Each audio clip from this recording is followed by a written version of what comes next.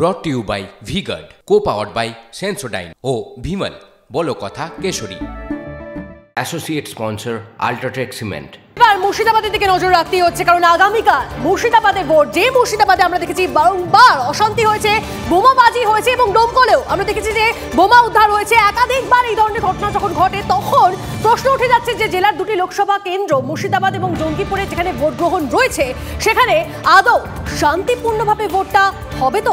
কথা বলবো এই সমস্যাটা নিয়ে। আমাদের প্রতিনিধি কৌশিক আমাদের সঙ্গে রয়েছেন সরাসরি। কৌশিক, যে প্রশ্ন উঠছে বারবার করে যে কমিশনের কাছে কতটা চ্যালেঞ্জের এই ভোট?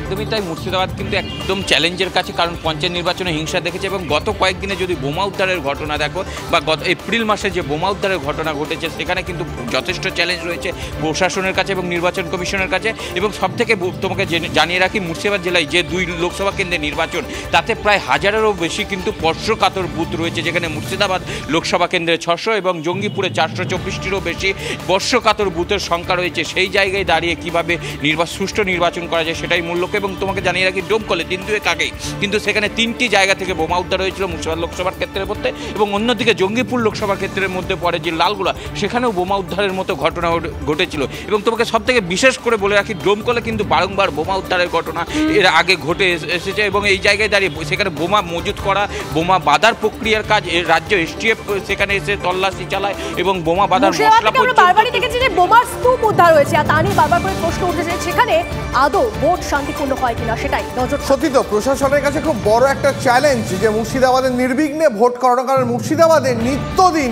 কখনো বোমা কখনো বারুদ উদ্ধার হচ্ছে। সহকর্মী সিজার মন্ডল রয়েছেন আমাদের সঙ্গে। সিজার, প্রশাসনের কাছে বড় মাথা ব্যথা কি মুর্শিদাবাদ, এবং মুর্শিদাবাদ নিয়ে কতটা প্রস্তুত কমিশন, কেন্দ্রীয় বাহিনী, প্রশাসন?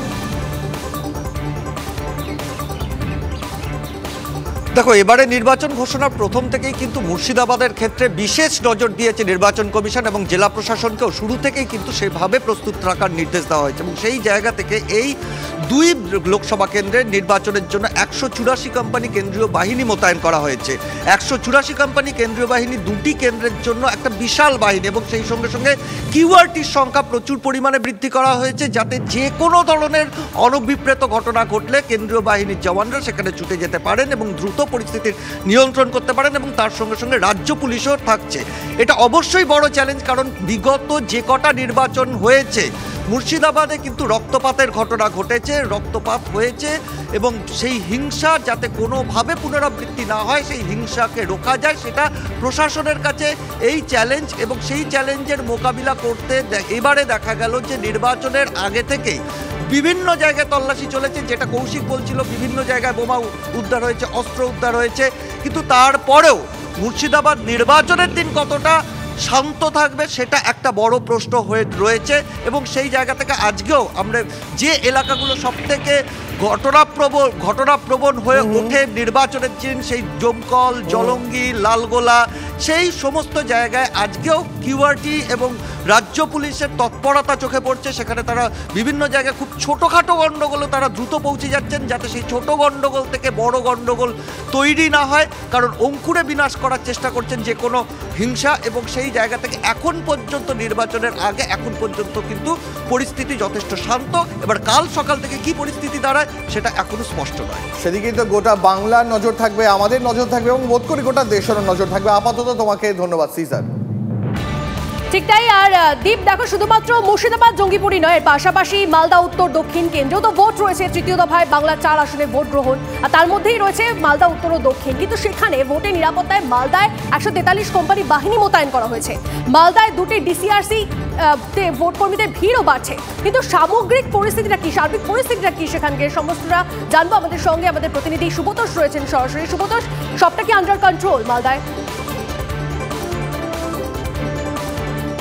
তনিষ্ঠা, সকাল থেকে এখানে তো 2টো কেন্দ্র করা হয়েছে। একটা হচ্ছে মালদা কলেজ মাঠ, যেখানে আমি এই মুহূর্তে রয়েছি, আর একটি করা হয়েছে পলিটেকনিক কলেজের ভেতরে। এবং ফলে এই 2টো কেন্দ্রেই কিন্তু রীতিমতো সকাল থেকেই প্রস্তুতি শুরু হয়ে গেছে। ভোট কর্মীরা এসে ভোট থেকেই এখানে এসে হাজির হয়েছেন। কিন্তু এই যেখানে আমি দাঁড়িয়ে রয়েছি, এখানে একটা অব্যবস্থার প্রথম থেকে একটা ছিল, এবং সেই নিয়ে ক্ষোভ বিক্ষোভ কিছু কম হয়নি। রীতিমতো এসে বেঞ্চ চেয়ার ছুঁড়ে ফেলে ক্ষোভ দেখিয়েছে ভোট কর্মীরা, তাদের গাড়ির ব্যবস্থা ছিল না, তাদের খাওয়ার দাওয়ার নিয়ে সমস্যা ছিল। এই মুহূর্তে রয়েছেন একজন, যে কি অবস্থা, কেমন কি অবস্থা? দাদা এই যে দেখছেন পুলিশ ট্রেকিং ব্যবস্থাটা এত জঘন্য, এত মানে খারাপ অবস্থা বলার নেই। একটা লাইন আর এতগুলো গাজল, পুরো এসির একটাই লাইন, বসার কোনো লাইনের কোনো সিস্টেম নেই, গাড়ির অবস্থা আর এই যে বসার জায়গা নেই, আপনারা দেখতে পাচ্ছেন। হ্যাঁ, আমরা কোথায় বসে কাজ করব? তুমি বুঝতেই পারছো তো নিশ্চয় যে সকাল থেকে কিন্তু এই ক্ষোভ বিক্ষোভটা রয়েছে এবং এখনো পর্যন্ত বেশ অসন্তোষ। একটু আগে পর্যন্ত একদল ভোটকর্মী তারা ক্ষোভ বিক্ষোভ দেখাচ্ছিলেন। তোমাকে দেখায় যে যতটা জায়গা সেই তুলনায় অনেকটাই কম, অনেক মানুষের ভিড়, ভোটকর্মীদের ভিড়, এবং যে সিস্টেমেটিকভাবে করা উচিত সেটা কিন্তু কোথাও যেন একটা ঘাটতি রয়েছে। পাশাপাশি একটু আগেই অভিযোগ উঠছিল যে বোঝা যাচ্ছে যে কোথাও একটা ঘাটতি রয়েছে এবং সেই জন্যই অসন্তোষ প্রকাশ পাচ্ছে ভোট কর্মীদের কণ্ঠে। Brought to you by V-Guard, co-powered by Sensodyne O Bhimal, বলো কথা Keshari. Associate sponsor Ultratech Cement.